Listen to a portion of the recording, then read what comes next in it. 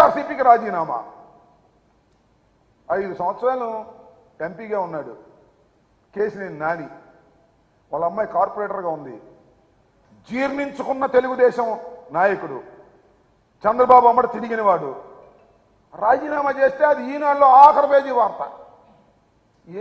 ఏం పోయేగాలం వచ్చింది రామోజీ, నాకు అర్థం కాలేదు.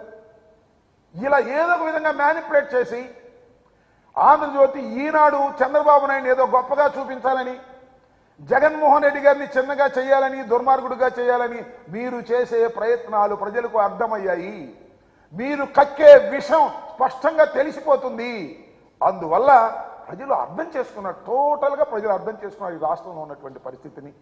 ఈనాడు, ఆంధ్రజ్యోతి, TV5, ఈటీవీ ఇలాంటి పత్రికలు, ABN వాళ్ళు చూపించేటటువంటి విషయాలన్నీ కూడా విషం కక్కే విషయాలు తప్ప వాస్తవాలు కావనే విషయాన్ని తెలుసుకున్న తర్వాత కూడా మీరు ఏదో ఎగబడుతున్నారు, ఏదో రాస్తున్నారు, రాసుకోండి, మాకేం అభ్యంతరం. మీ పత్రిక మీరు రాసుకోండి. ఏదో స్వామి చెప్పినట్టు మీ జాంకాయ మీరు తినండి, ఎక్కడ ముంచుకు తింటారో ఎక్కడ తింటారో మీరు తినండి. మీ పత్రికల్లో మీరు రాసుకోండి.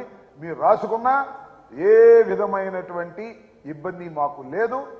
జగన్మోహన్ రెడ్డి గారు ఒక స్పష్టమైన, స్వచ్ఛమైన పరిపాలన చేసి రెండవసారి ఎన్నికలకు సిద్ధమవుతున్నారు. టీం సిద్ధమవుతుంది. ఎన్నికలకు వెళ్ళబోతున్నాం. అత్యంత ఆత్మవిశ్వాసంతో ఎన్నికలకు వెళ్ళబోతున్నాం. ఎవరిని కలుపుకోము, సింగిల్గానే వెళతాము. 175+25 వెళ్ళి మొత్తం కొట్టుకొని తిరిగి వస్తాం. గుర్తుపెట్టుకోండి, మిమ్మల్ని చిత్తుగా ఓడిస్తాము.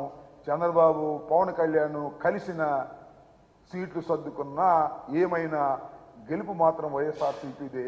ఎందరూ కలిసినా మమ్మల్ని ఏమీ చేయలేరని ఈ సందర్భంగా తెలియచేస్తూ, ఎన్నికల కమిషన్ దగ్గరికి వెళ్ళి పిచ్చి వేషాలు వేసేటటువంటి చంద్రబాబు నాయుడు గారికి ప్రజాస్వామ్యం పట్ల విలువ లేదు, ప్రజాస్వామ్యం మీద నమ్మకం లేదు, మ్యానిపులేషన్ మీద మాత్రమే నమ్మి రాజకీయాలు చేసినటువంటి వ్యక్తి. ఆయన నిజస్వరూపం ప్రజలకు అర్థమైంది. అర్థమయ్యే విధంగా రాజశేఖర్ రెడ్డి, జగన్మోహన్ రెడ్డి గారు చేయగలిగారు కాబట్టి ఇక చంద్రబాబు